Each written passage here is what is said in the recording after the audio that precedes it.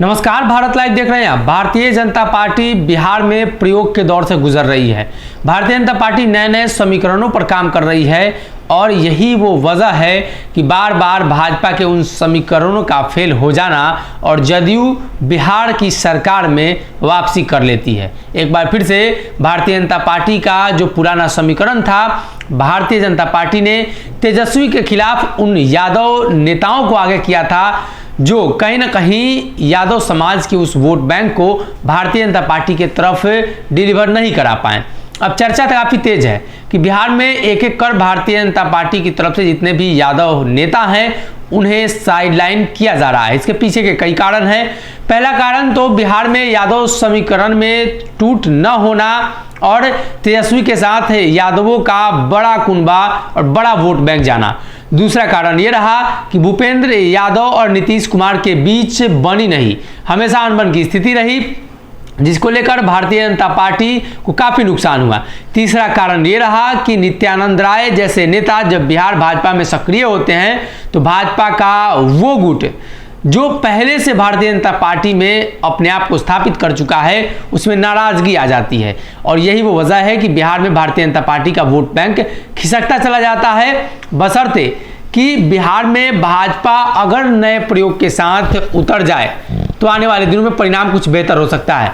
हर वर्ष भारतीय जनता पार्टी नए प्रयोग के तहत आगे बढ़ती है। अब जब बिहार में एक बार फिर से चर्चा होने लगी है कि तेजस्वी की सरकार बन चुकी है और 24 के चुनाव की तैयारी शुरू हो चुकी है, तो कैसे बिहार में यादव फैक्टर काम करते हैं? क्या इसमें भी भारतीय जनता पार्टी को नुकसान होगा? क्या भारतीय जनता पार्टी एक बार फिर से नए प्रयोग की मदद से यादव वोट बैंक में बड़ी सेंधमारी करेगी? क्या कुछ खबर है? ये सारी चीजें हम आपको विस्तार से बताते हैं। दरअसल हिमाचल प्रदेश, कर्नाटक, हरियाणा, उत्तर प्रदेश, उत्तराखंड, राजस्थान, मध्य प्रदेश, झारखंड, छत्तीसगढ़, गुजरात के साथ असम, त्रिपुरा जैसे राज्यों में भारतीय जनता पार्टी ने अपने मुख्यमंत्री बनाने का मौका मिल चुका है, लेकिन बिहार में यह पूरा नहीं हो सका है। अब बिहार में सत्ता से बेदखल होने के बाद भाजपा की जो हालात हैं वो सभी लोग जानते हैं। भाजपा का शीर्ष नेतृत्व सतर्कता भी बढ़ा रही है। यही वजह है कि पार्टी ने भविष्य के लिए एक एक निर्णय और तमाम पहलुओं पर ध्यान रखकर लिया जाने लगा है। संतुलित चाल में मोहरे भी सदे अंदाज में आगे बढ़ाए जा रहे हैं। दरअसल विधानमंडल दल के नेता के साथ दोनों सदनों में नेता प्रतिपक्ष के रूप में दो नए चेहरे को आगे बढ़ाया गया। बारी थी भूपेंद्र यादव को केंद्रीय मंत्री बन जाने के बाद बिहार में भाजपा प्रभारी के रिक्त पद को लेकर निर्णय करना। तो भाजपा ने यह काम बड़े दूरदर्शी अंदाज में विनोद तावड़े को सौंपा है। अब तावड़े के साथ संभावनाओं का जो खुला आसमान है वो चुनौतियों से भरा है। आपको बता दें कि पिछले 2 दशकों के दौरान बिहार में भाजपा ने सम्मानजनक प्रगति की है। इस उपलब्धि में अपने बल पर सत्ता में वापसी कराने की चुनौती है, क्योंकि राज्य में भाजपा के पास अब तक कोई बड़ा दल नहीं है। उनके साथ प्रधानमंत्री के अलावा उनके पास कोई चेहरा भी नहीं है। 2024 में भारतीय जनता पार्टी लगातार जीतने का प्रयास करेगी। 2024 की तैयारी में लग गई है, जिन पर संगठन ने बहुत भरोसा जताया है और बिहार में उन्हें मौका दिया गया है और उन्हीं में से एक नाम है विनोद तावड़े। बिहार में फिलहाल भाजपा के निशाने पर मुख्यमंत्री नीतीश कुमार है। वजह बिल्कुल साफ है कि 2024 में समूचे विपक्ष को एकजुट करने में लगे हैं।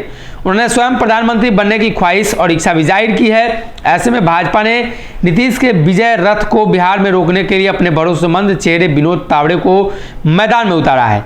विनोद तावड़े जेपी नड्डा और उनके टीम में काम कर चुके हैं और इसके पहले हरियाणा के प्रभारी थे। तावड़े के पास काफ़ी अनुभव है और बिहार में 40 लोकसभा सीट है, तो कहीं ना कहीं उसे जिताना उनके लिए चुनौतीपूर्ण होगा।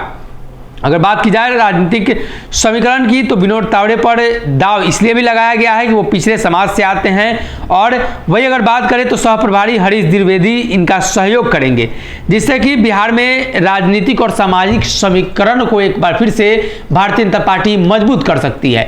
पिछड़ा वोट बैंक नीतीश कुमार और तेजस्वी के पाले में है, तो उसे तोड़ने के लिए विनोद तावड़े को भेजा गया है और सवर्ण वोट बैंक को लेकर हरीश द्विवेदी की चर्चा है, क्योंकि पिछले दिनों जिस तरीके से भारतीय जनता पार्टी से भूमिहार, ब्राह्मण और जो सवर्ण समाज है उनकी नाराजगी देखने को मिली है, उसे साधने की कोशिश है और यही वो वजह है कि सम्राट चौधरी को परिषद का प्रतिपक्ष का नेता बनाया गया। जिस समाज से वो आते हैं शायद उसी समाज में नीतीश कुमार का वोट बैंक छुपा है बात की जाए तो नेता प्रतिपक्ष बिहार के विधान सभा के विजय कुमार सिन्हा जो भूमिहार समाज से आते हैं और उनका पकड़ लखीसराय के क्षेत्र में काफ़ी मजबूत है और यही वो वजह है कि भूमिहारों की वोट बैंक में भी बड़ी सेंधमारी की कोशिश भारतीय जनता पार्टी करने जा रही है। ऐसे में यादवों को लेकर चर्चा है कि अब बिहार में यादव प्रभारी और संगठन मंत्री के तौर पर जो पहले काम कर रहे थे उन्हें बाहर का रास्ता दिखाया गया है। भाजपा ने एक बार फिर से नया प्रयोग बिहार में किया है। देखने वाली बात यह होगी कि भाजपा का ये प्रयोग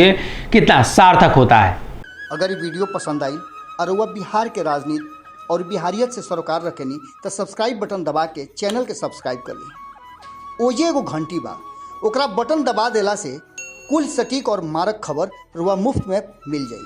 अगर रुआ पत्रकारिता के हमनी के नया प्रयोग में सहयोग कर चाहतानी तो ज्वाइन बटन दबा दी। पेटीएम नंबर नोट कर ली 9386816700। धन्यवाद।